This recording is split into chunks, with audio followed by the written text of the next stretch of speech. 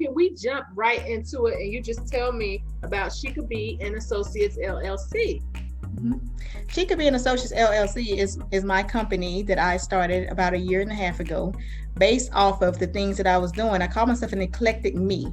What happened is I started working for a gym and the professional fighter there, which creating his PR, which was I self-taught myself these things with him and started branding him and the gym that he worked for. So I said, okay, if I can do it for him, I can do it for someone else. So I started writing it out as into what do I actually do. And I realized that I enjoy making things like shirts, t-shirts, things that I was actually designing for him. I could do that myself. So then I branched off with Design Reflections, which Wow. is another part of me. So when I look at She Could Be an Associate LLC, it's promotional marketing and branding, but it's not just for an item, it's for individuals, entrepreneurs, and people, because boxers are their own entity. They are their own business. They are the brand. Right. So I work with them on branding themselves. And it went from there as when people say, oh, can you help me do this? Can you help me do that? And I said, okay, yes, I can. And that's where She Could Be an Associates came from. So you were just multi-layered and you added on to what you were already doing.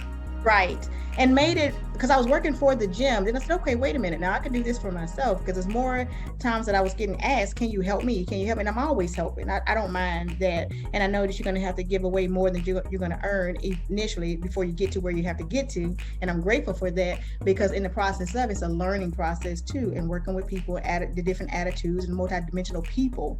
So Right. it was good for me. So yes, I did. And the funny thing about it is my actual degree is counseling and psychology, Wow.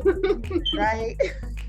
However, you need that to work with people, no matter what. That you need to have that little bit in you to work with people. So it worked out very well for me.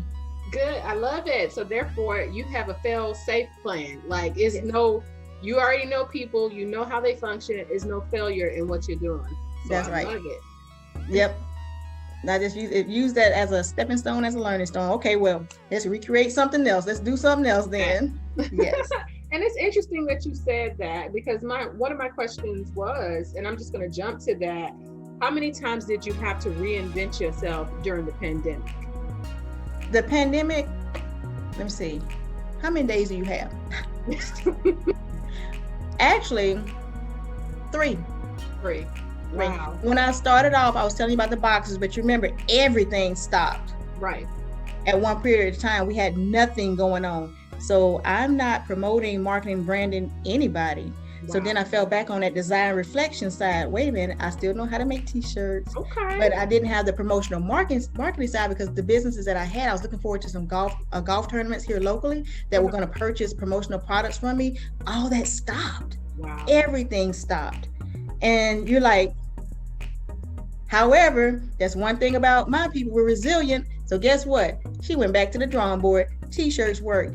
And I don't even advertise for my t-shirts, but I have done them I've been consistent every single month Congratulations. with the t-shirts. Thank you. You're Thank you. welcome. That is so amazing that when you put foot to pavement, you're gonna make something happen. Mm-hmm. So, and then that leads me to my next question about Les Brown and the Power Voice program. Now, that's amazing. That's amazing. In January, and I'll tell you this story quickly. In January, I started to look at myself a little bit differently. I lost my husband 8 years ago to Lou Gehrig's disease. And the 7th year was last year. And I realized everything I was doing was branding like he was still here, or like he was coming back. Mhm. And I didn't during the 6th year, I didn't realize that, but something in the 7th year, I said, I need to see me. What am I doing?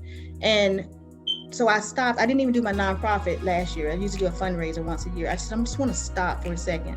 So what came to me was I started asking God, show me motivation, show me something.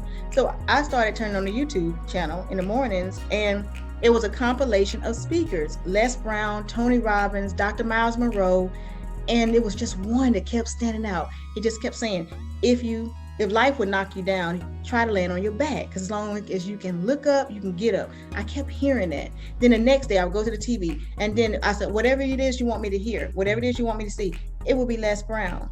Mhm. He was in the Georgia Dome. He was speaking, he's talking about his mom. And I was listening to all that, and that's where it came. And so then I was hungrier to learn more. So I was telling my sister, I said, I'm coming out of this haze, this funk, because this motivation that I'm hearing daily. Right. Daily I was hearing, because I got so hungry for it that I was like, I didn't want to start my day without, wait a minute, first 30 minutes, I got to hear this. I got to hear what's there for me. And that's where it came from. And then when he offered a program that was affordable, I didn't have to think twice. I was sharing this. I was telling my sister, hey, look. And when I joined that program, I can tell you that was one of the best things I have ever done for myself. Because remember, I was telling you that 7 years, I was like, okay, I'm steady working, and I didn't realize I was in this circle of not really knowing who I was. Right. But dealing with who I was, but not really exactly who are you? What do you plan to do? Right. And when I started the Les Brown, the Power Boys, and I've always realized I play in the backfield, because even with the boxers, I push them forward. Hey, motivate you, do what you got to do, brand yourself, go, go, go, go. Even through I'm also a prior service military veteran. Same thing, go, go, go, go, go. I used to manage, same thing, go, go, go, go, go. But when it came down to me, I was like, hold up.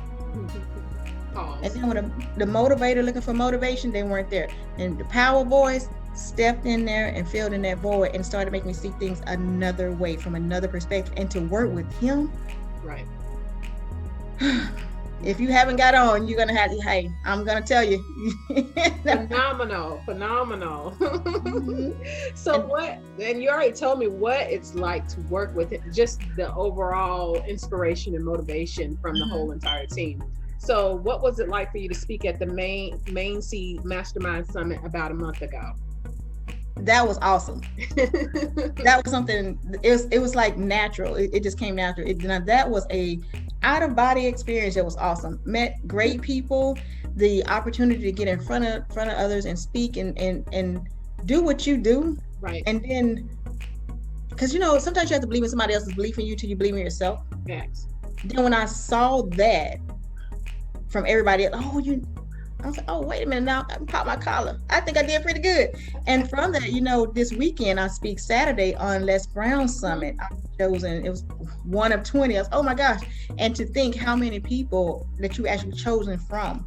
Mm-hmm. So it's our Summit 3. And I believe that the Main Seed Impact, where I got to meet so many good people, helped me get here Saturday. Helped me to get to this place Saturday. And I'm excited. I saw that. So, and it's interesting. Would you agree that you can have more than one purpose? And would you consider this one of your purposes in life? Yes. Do you remember when we used to be told you're jack of all trades, master of none? Mm-hmm. Yeah. And we kind of took that like, is that a good thing or a bad thing? I didn't quite know. However, but when I looked at my grandfather, I took it as a good thing, because he could do anything. Okay. He could do anything. So I would say with purpose, I think, yes, you can have more than one purpose, but I think that the main purpose is going to shine eventually when you offer yourself up to it. Because so many things can be in your way, so many layers. But when that one thing comes forward, I believe all the other stuff is like almost like the balance or the foundation for that one thing to come up. So yes, I like that you're transparent. I really like that. And I also like how excited you get when you talk about this group, and it seems like you always surround yourself with high flyers and winners. Why is that important for you? Oh, because you can be a product of your environment. I learned that, and I won't take away from anybody, but you definitely can. Environment is important. It's very important. And I do believe if you're the smartest person in the room, then you need to go to another room. Yes. Because somebody's got to motivate. Remember I was telling you, always a motivator. So why, I had to look at that. Why were you always the motivator and nobody was there to motivate you? Right. The room. Right. I needed to surround myself with the right room. Now I'm in the right room. I have motivators who motivate me in this group that I've gotten to know, the people that in the connections and the spirit. It's like the ones that you're going to connect with, you connect. It's so many, but you can connect off with your group, almost like your tribe, your people that are there to push you forward. And I can honestly tell you, it is amazing to be in that area. To now I am a motivator, but yet I have so many motivators behind me. And to the one day I, feeling bad, and I got a call, say, hey, what's going on with you? Mind you, I've never met this person. Oh, wow. I only saw them on our group calls, our business coaching calls. Mm-hmm. Never met in person, but they felt me. She felt me all the way in Texas. Wow. And I was like, you know what? It's a little bit rough today, but that moment let me know you're in the right spot and you're doing the right thing, because something out there is bringing it back around to where it's supposed to be, your mind. So I think it's definitely triggering the right people. It brings me back to what you said about your 7-year mark, because 7 years is the year of completion. I mean, right. That's what we learn in the Bible. Mm-hmm. So with that, and then you surrounding yourself with these beautiful spirits, and they all want the best for you, even though they're strangers, which Mm-hmm. is wowing. Mm-hmm. How have you incorporated that into your everyday life, to pick up what you're learning from them and to incorporate it into your lifestyle? My lifestyle? Mm-hmm. Well, basically, I do start off with my gratitude. Got to do that. Got to be grateful. Got to be thankful. And I would take the time, no matter how busy I am. If I feel like it's love come on me, and I just stop and say, thank you. Mm-hmm. Thank you for the group. Thank you for the people. Thank you for the lessons. Thank you for everything that I've learned. Even the testimonies. I mean, that because the trials and tribulations, because you can't have a testimony if you don't have a testament, right? So I embrace it all and say thank you. And when I use it in my everyday walk, is that I can tell when I'm shifting. Mm-hmm. Things that used to bother me don't bother me anymore. Mm-hmm. Things that would just like make you snap or pop off, it doesn't even do that anymore. And if somebody can say something, it's like, okay, it doesn't affect me to the point to where I have to be in your circle. Like if you don't include me, I'm okay with that, because I wasn't meant to be there. Facts. And I also look at my life and saying, all right, I'm learning all these great things to move forward with. And I also realized something that I didn't know about it 8 years ago, 10 years ago, even 2 years ago, because I wasn't mentally ready. So everything happens at the right time. And that's something I take every single day. I don't look at myself and say, man, if I had done this, because when my husband passed and I started getting closer with my spirit and my faith in God, I used to do this. Like, if I had just pulled closer to you, maybe it wouldn't have been so hard. Maybe it wouldn't. And I was in that process. I know you think, oh, that's not that bad. But over a period of time, you start beating yourself up with that. Right. Well, I did. I started beating myself up with that. Like, okay, then I started looking at it. Well, did I do something wrong? Mm-hmm. Was I a good wife? And that's that mental thing, because it started getting in, and so I had to process. Let me know, hey, stop it. Things happen in the time and the moment that they're supposed to happen in. Right. Now, what you do with it is on you, but it's happening at the right time. Right. So I embrace it gracefully. Divine. Everything is divinity. I truly believe that. So, another question, drum roll. What was it like being on Unscripted Voices? I felt like I was in my zone. I was in my element. I loved Unscripted Voices. I did not know what to expect. Mm-hmm. However, you get a topic and you roll. So it was awesome. And what's in you is in you. And I guarantee you, I know that much.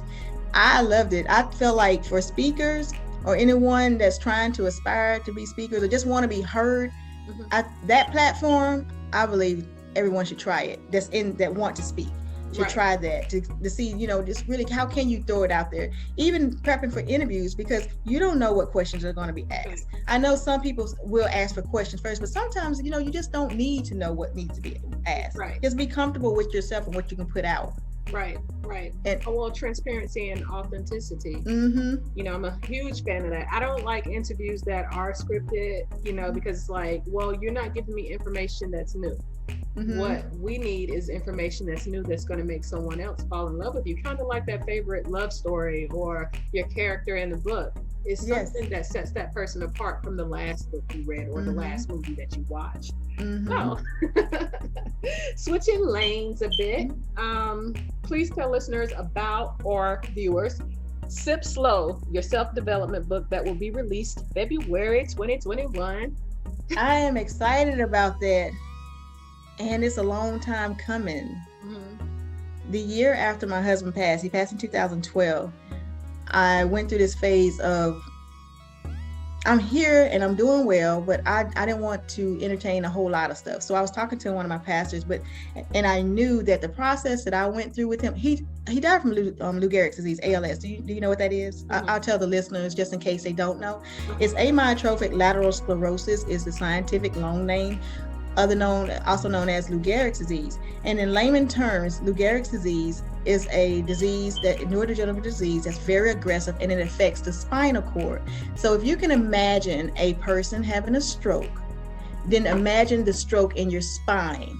And remember that your spine controls all your movement and your muscles. So if you have a stroke in your spine, that means those movements are going to die off and they're going to stop. That's what happens to a person with ALS, to put it, into just terms which everyone can understand. Mm-hmm. So with that being said, through life, there were some things that we wanted to do that we put off. There were also some things that I took for granted because we were going through life so fast. And when he passed away, I started remembering things. And also right before he passed, I have to back up a little bit. Right before he passed away, I connected with other people, other females that had their spouses passed with ALS. And once he died, I did open myself up to speak to other spouses because I'm just very transparent. And my question to them will always be, do you want to know the truth, or do you want to know what they put in that book? Mm-hmm. And if you want to know the truth, I'm going to tell you the truth. And that's where Sip Slow came from, because my husband and I used to always drink coffee in the mornings. We were both in the military. So even we were going to South Carolina, going to Fort Jackson. So we would go to a gas station now. Don't knock that gas station, you Starbucks lovers. So we would go to the gas station. It was a Circle K, and the coffee was so good. And we would stand outside and literally sip slow, because he liked his coffee, a little coffee and a whole lot of sugar. And I like my coffee, a lot of coffee with a little sugar.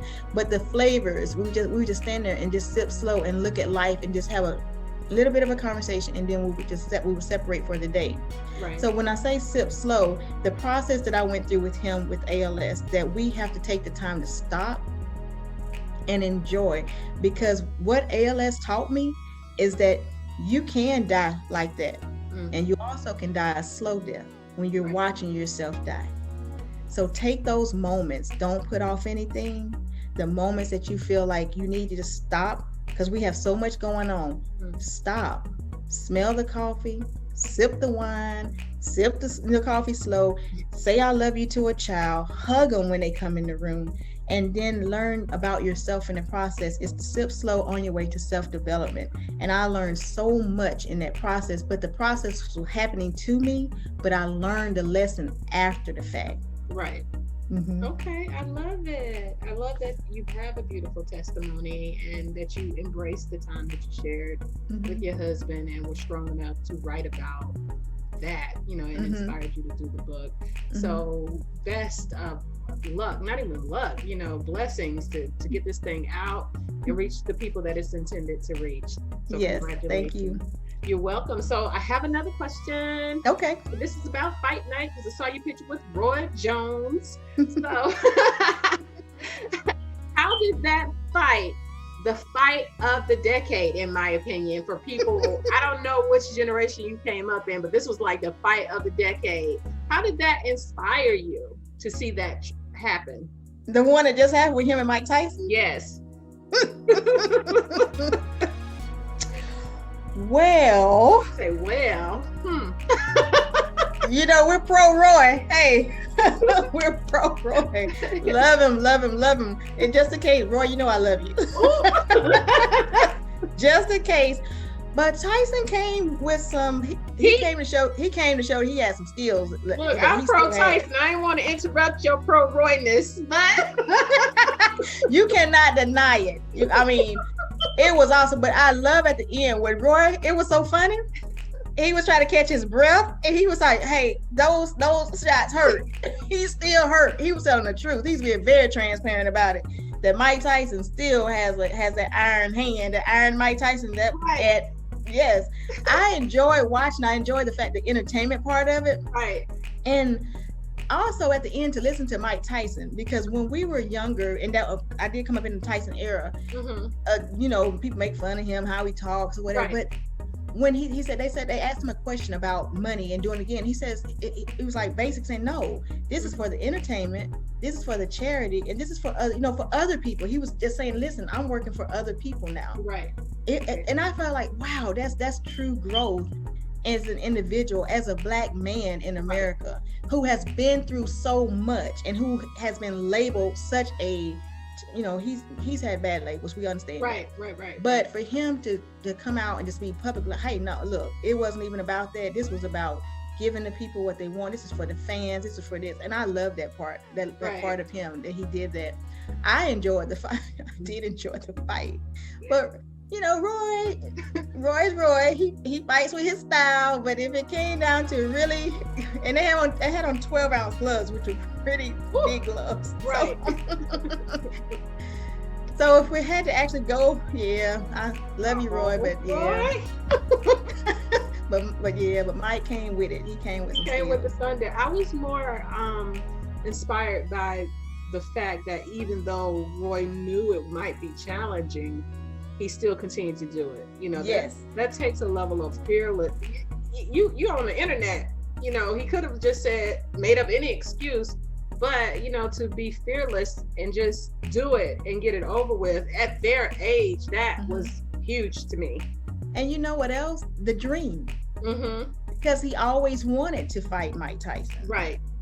And then the opportunity, because they were two totally different weight classes, right? At one time, in Roy's prime, and then Mike Tyson's prime, they were different weight classes, and he had a desire, and that's just another check off the bucket list. And for the rest of us, you're not too old to do things that you wanted to do when you were 15 and 10, or I wasn't gonna say that young. That might be a little bit too young. Maybe when you're early 20s. You don't have Meg Thee Stallion knees now. Like, we got to draw the line. So you're right. We got to draw them lines.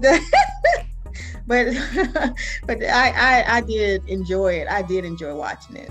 Oh, I love it. And then I had to post a picture of being him. I was like, because I was at his 50th when he retired that fight, and I know you didn't ask about that one, but I just tell you what I admired about that fight was the fact that he fought the entire fight on the ropes and won. Wow. That's just how talented and how good he is, that he was able to do that he was lean. And of course, he was older then too, but it's like he was able to lay on the ropes and win that fight, because the people think, it's what counts is the punches that you land that are effective.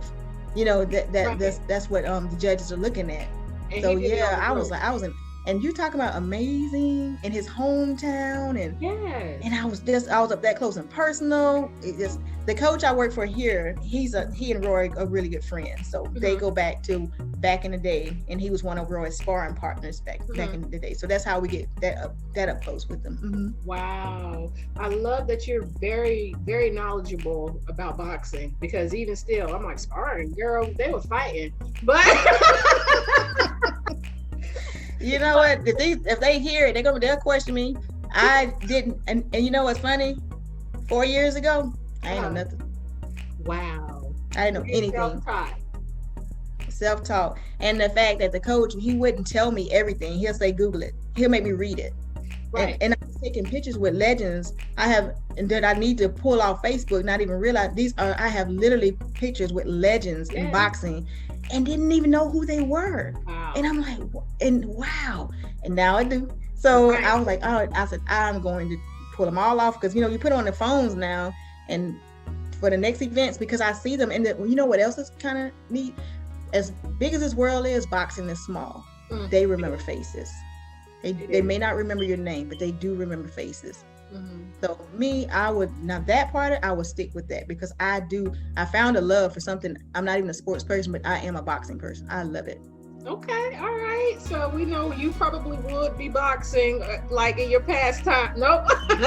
So I was like, nah, you're not gonna mess up this pretty face. But listen, I'm not even gonna get in the ring to play. Do not blame you. So, and then speaking of stuff that excites you, how do you create joyful experiences during these times, and what motivates you to keep going now? Okay, I have an 11-year-old. He was 3 when his dad passed, and all kids love games now. and I love to eat. So I'm like, every time I want to do something, I say, let's go out to eat. We can't do that during COVID. Because we'll be 19, we'll be carrying it all. It'll take us 19 months to get rid of COVID weight. So I was like, okay, what can we do? But what I decided was what we're doing together is learning to play the guitar. Oh, awesome. And so that's what we're doing to motivate us. And he's in band at school. He's doing the trumpet, but we do guitar lessons on Tuesdays together. So he gets excited, I'm excited, and it's just something else different for us to do instead of going out to eat. That's why I was like, we're not going out to eat. We're going to do something together. And so, so we are learning, and I encourage other people to do the same thing. Learn to play a musical instrument with your child. Keep them in. When moms are involved with little boys and they're doing something like that, because initially you wouldn't think he would kid, but he thinks that's a cool thing. That's neat. I love it. I love it. Can you hear me? Now I can. Oh Lord, I be tapping this mic. What instrument does he play? The trumpet. The trumpet. Okay. All right. And then how are you, like, is he in virtual school? How is that working? He's in virtual school, yes. Here in South Carolina, we have the choice of hybrid, not full, but hybrid or virtual. I kept him in virtual to do it at home. Yeah, it's scary. I mean, you want it is. With me, I think sometimes I guess maybe I'm just a different type of thinker. It's not so much, I know parents say, oh, they need to, but my thing, I don't think about the teachers. They have kids, they have to go home too. Right. I think about the fact that we already have overcrowded classrooms, and we already have a system that is not necessarily designed to really teach our kids. So with that being said, they already have enough on them. Now we have to take tests, and now you're going to throw in, oh, by the way, you have to make sure that the kids are social distancing. Right. You have to make sure the kids have their mask on. You have to make sure they are cleaning the area that they just left out of. That's more on a teacher. Right. And I don't think that's really fair unless we're going to put aides in the rooms to help. And I just, and then imagine a middle school or a high school when they have to change classes. Right. And then imagine a kindergarten or a first grade class when you have the little ones who are touchy-feely. How are you going to tell them not to get next to? And so I thought about it that way. I said, that's just, to me, it was additional stress on a teacher. So I said, I would do my part. If it's just one, I'll keep my child home, so that teacher can at least not have that one to worry about. Right. I know it's a different look, but that's just the way I felt about it when I decided to keep them home. No, it's just a different level of accountability. I mean, you know, you're taking accountability for your child. Not many people can do that. Some don't want to, you know, so. I've heard that too. I've seen some of those little videos that are going around. Yes. Oh my goodness.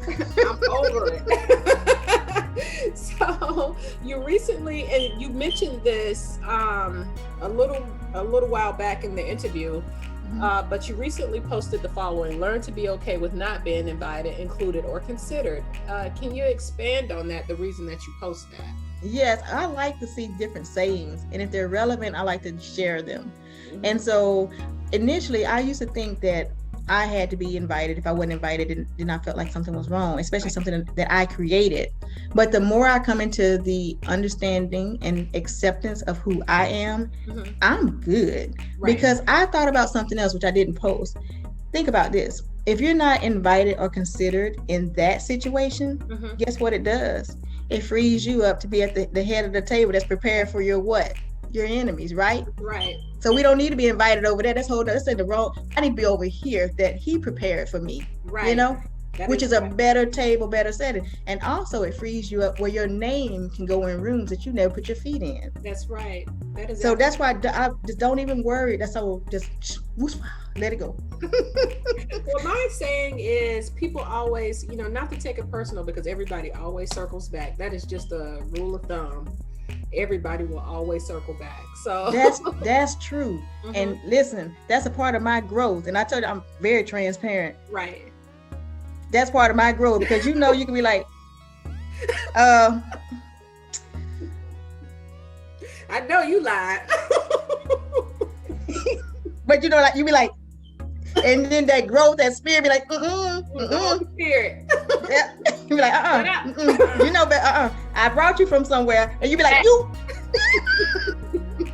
And it'll stop you in a minute. And I say, thank you. That's the good news, though. That's the good news, and that's the elevation. So, like, and then this is another question about elevation and growth. What do you think your children are learning from seeing you in action during these times?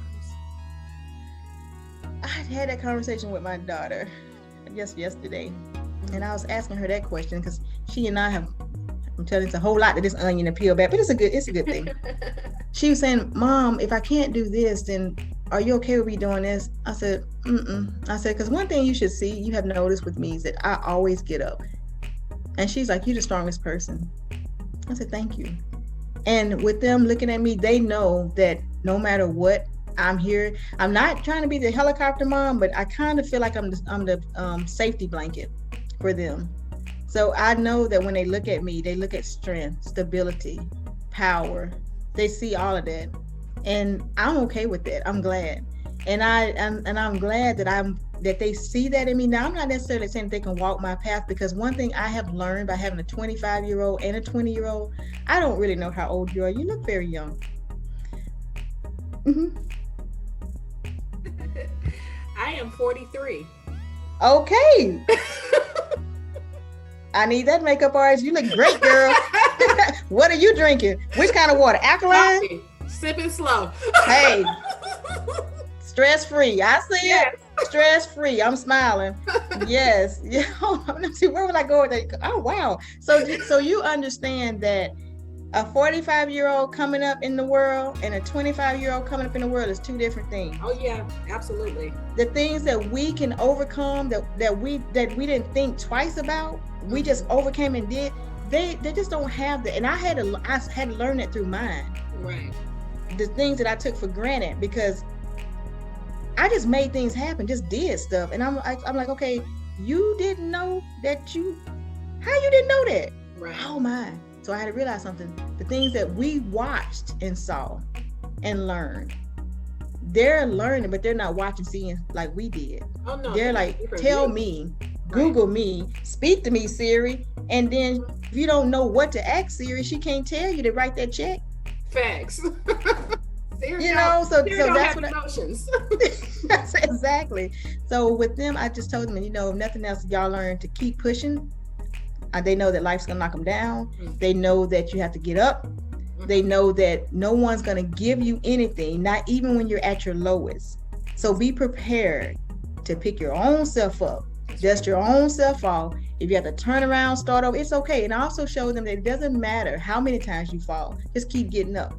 That's right. And it doesn't matter if it doesn't look the same today, that's okay. Because you get up, try something different. Mm-hmm. Don't listen to people say anything. Just, hey, if that didn't work for you, try something else. Keep on doing it until you get to the place till you like what you're doing, you love what you're doing, and you are in your zone, your element, and you can make it. Amen. Mm-hmm. Words from a good mom. Thank you. So, please tell the audience about the 30-day ab challenge that you're doing this month and the 30-day plank challenge that you did last month. The killer. That's what I call it. Whew. To believe that I was in the military, those sit-ups burned like crazy. But I was determined and still determined to get through them. So in the mornings, I have a morning routine that I do. And I make sure I get that in the morning, because as long as I do it in the morning, I don't have an excuse. But if I wait till the afternoon, I have an excuse. Oh, I'm tired. Oh, I have to do this. But first thing in the morning, I have a plan that I stick by. So within that plan, the alarm clock usually goes off at 5, but the dog will get me up around 4:30. But no matter what time my eyes open, I write my gratitude down. If I wake up in the middle of the night, it's 2 o'clock in the morning, I write my gratitude, because that's got to be done. And then as the day progresses in the morning, right between like 6 and 6:15, I'm on the floor doing my challenge. And I like to do it before Ghost is my dog. He's my little baby. Before he gets up and start trying to do extra. So I want to make sure I get it done. And so with that, it's a personal thing to me, consistency. And that's like last month when we were doing the ab challenge. I look at it as if, okay, so if you have a challenge, you've been challenged to do this, you have to complete it. Right. I don't care if you have to start over, you have to complete it. Because we went to Georgia, and so I took off that weekend because it's just something about hotel floors that I just can't do. even with the towel down there, I'm not gonna plank on the floor, on the hotel floor. So I took the weekend off and I started back that Monday and then started over. So then that's another thing I tell them, no matter how many times you have to start over, but keep starting over until you complete your mission. And your mission is completed when you know it's completed, when you're satisfied with yourself. Don't cheat yourself. And that's me. I'm not going to cheat myself. So if I didn't do it, then I have to double up. That's right. Or you have to get out the bed and say, okay, you need to crawl down here and get this done. Yeah, and that's what I tell my kids and my nephews. Don't ever start something you can't finish. You committed to it when you started it, so finish it. Mm-hmm. So that is, even if it takes 7 years, finish it, y'all. Finish it. Facts. 10 years. Let me tell you. So, if you still hear it in your mind, then that means you didn't. Hey, you can still have time to get it done. That's right. Look, Mike Tyson just had a fight after 50. Are you kidding me? Yes, you can get it done. Get it done. So what can our viewers expect from you next, and what do you want your legacy to be? You know, I was thinking about that too. The legacy is that we are here, and what a shame if we don't leave something behind. Right. You know, and I was thinking about, I was sitting outside, I was like, you know, why were we created? Mm-hmm. You know, we created just to worship, or we created just to have hard times. We created just to be blah, blah, moaning and complaining. No, I don't believe so. Right. I believe we were created because we're here to write the next book. Right. The next testament. Right. And I want to have my name in it. So that's what I do right now. So it's like, why didn't it come to be? I honestly want to have my name in it. So my next thing is, what can I leave behind for everybody else? It's something to say, you know what, she was here. Right. I want them to know how empowering I was. I want them to know how much I would do anything for anybody. And that's just a little surface thing. So we say that's just a few people. But when I would love for people to remember me by something that's written. And when I say written, I'm not talking about just a person writing. Mm-hmm. I'm talking about the spirit writing, right? Which is a little bit deeper. Even if a person, you know, that's what I want, that type of legacy. And for my kids to be like, you know, that was my mom. Mm-hmm. That's right. That was my mom. Continued a good work in you. Mm-hmm. Yes. Afterwards, that's when you know it's good and thy will be done. Mm-hmm. So. Mm-hmm. And you know, because like sometimes when I think about it, so what do you run from? What have you been running from all your life? And it's certain things that are there. And now with the programs that I'm in, and then taking the time to sip slow and sit down, because I realized that I didn't mourn. I didn't grieve until this year during the pandemic, because I didn't have time. I didn't have time. Not to take away from anybody that I lost but I didn't have time. I had a 3-year-old. You know, I had a 7-year-old. You know, and I had Daniel was like 15-year-old who was giving me the blues, who just turned 16, who just lost. And so I didn't really have time. Life was going. So I had to jump in and keep moving. And so the pandemic this year, it slowed me down. Mm-hmm. And so that's why it's just take your time, not take your time where you don't do anything. Because you can still move and still recognize and feel too. You don't have to be a robot or somebody that's just untouchable. You still can do all those things and still take your time to enjoy what's important. Even if that's something as simple as a bath. Mm-hmm. Which is awesome. But sometimes we don't do that anymore. So the pandemic. So that is one thing I can say. It allowed me to grieve. And to mourn and to break down, because I broke down during this time too. You know, my son had a bad car wreck on March 1st, and at the same night my daughter was missing. And I mean, literally 10 minutes later, the officers was leaving after doing the missing persons report, and I received a call that he was being rushed to the hospital, non-responsive at the time. And it was just me and the little one here. Mm-hmm. And so so that was a breaking point for me as well. And that's why I tell you, when the Les Brown, that when I tell you the things that happen, I know they happen for a reason. And you're in a group at the right time to And so some of that stuff that, they don't even know that, because like some things that I talk about, it's like what feels natural. So it's kind of a natural moment to just talk that out right now. Right. And so I just, but still persevering, just keep moving. And my kids saw that. They never saw me break down, but they saw me break down that time. And my son, because it was like, that was my backbone after my husband. He's my backbone. It's like, what is, like this is so much. I said, like, look, Lord, I'm not Job. Right. But you are. But you are. Yes, but that's your testimony. And still to this day, I thank him. I thank him because no matter what battle I had to fight, I know that I fought it because somebody else couldn't. Amen. Right. So I say thank you, because he saw something in me that I didn't even know was there, and he's still seeing something in me to even put me on this platform right here. He still sees it. So I'm grateful. He's still replenishing you. Yes. Yes. Where can readers find you online? Okay. For me, YashicaB.com. That's my first name, YASHICA B.com. I'm on Facebook and Instagram with just my name, Yashica Mac.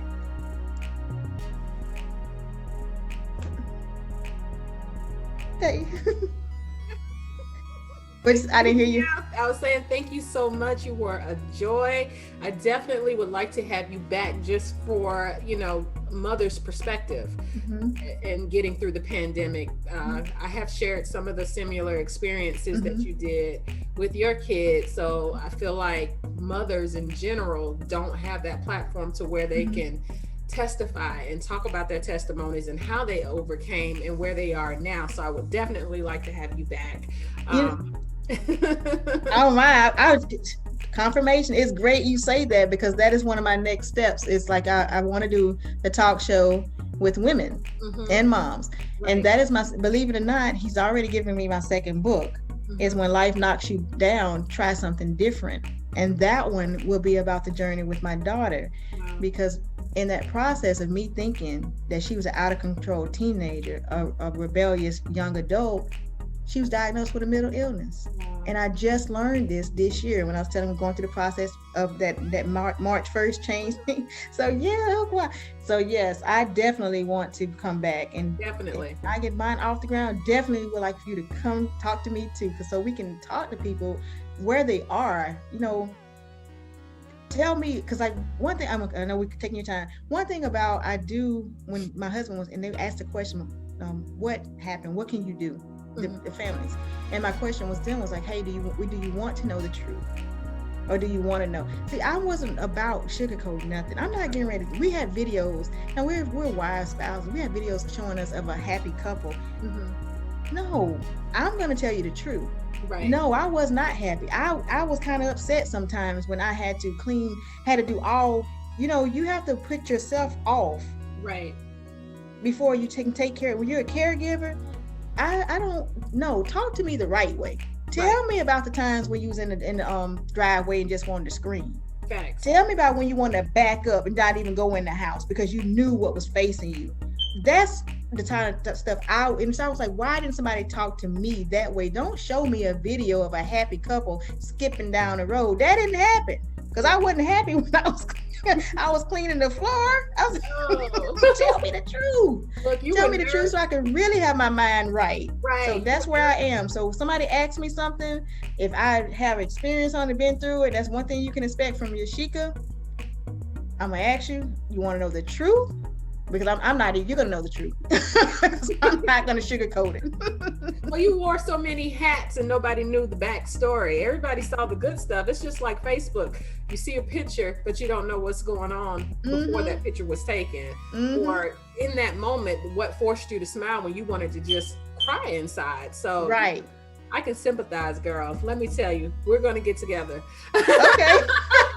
Okay, yes. We're gonna get together. So leave your information again so our viewers and people who's gonna listen to this interview can follow you. Okay, follow me on Facebook at my name, Yashica Mac.